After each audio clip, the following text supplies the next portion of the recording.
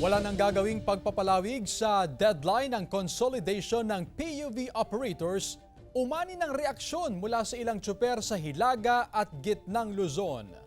May live report si Joan Punsoy. Joan?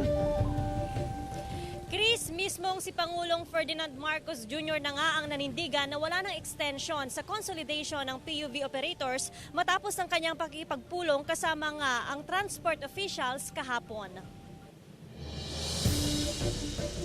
Hanggang sa December 31, 2023 na lamang ang consolidation ng PUV operators at drivers. Ibig sabihin, dapat bumuo o maging miyembro ng korporasyon at kooperatiba ang mga driver at operator ng traditional jeepney hanggang sa tinakdang petsa.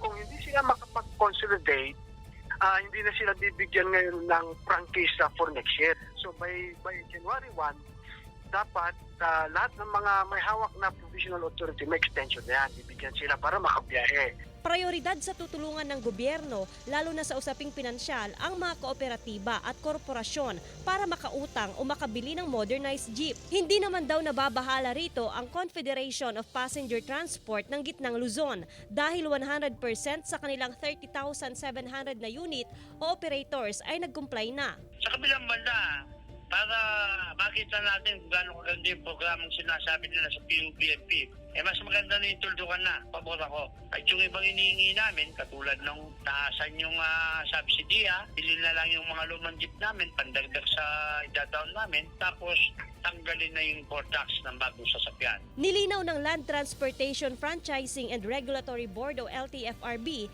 hindi nangangahulugan ng phase-out ang consolidation. Akala nila, pag nag-consolidate sila, dapat may bago na silang sasakyan. Mali. Hindi yun.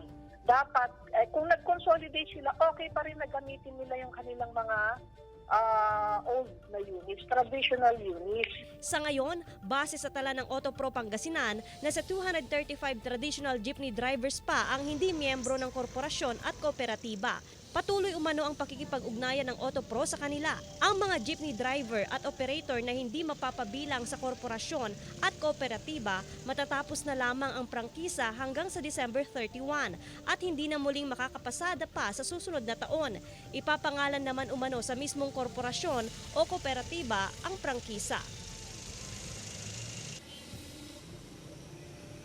Dito naman sa probinsya ng Pangasinan, malaking porsyento na ng mga jeepney drivers and operators ang miyembro nga ng korporasyon at kooperatiba. Ganon din dito sa Rehiyon 1. Sa katunayan, 75.12% na itong consolidated. Mula yan sa 5,795 na units, 4,353 na lamang 4,353 na ang consolidated. So maliit na porsyento na lamang, Chris, nga itong kailangang alukin o hikayatin nga ng LTFRB para sumama o maging bahagi ng korporasyon at kooperatiba. Sa katunayan, Chris, kung sakali man umano nga na hindi sila tumugon dito sa sinabing deadline at mapaso itong kanilang prangkisa at mawalan nga kung sakali man ng effectiveness itong kanilang prangkisa, ay magbibigay pa rin naman daw ang LTFRB nga ng tulong, halimbawa na lamang ng livelihood program sa mga apektadong ngang drivers at operators nga ng jeep.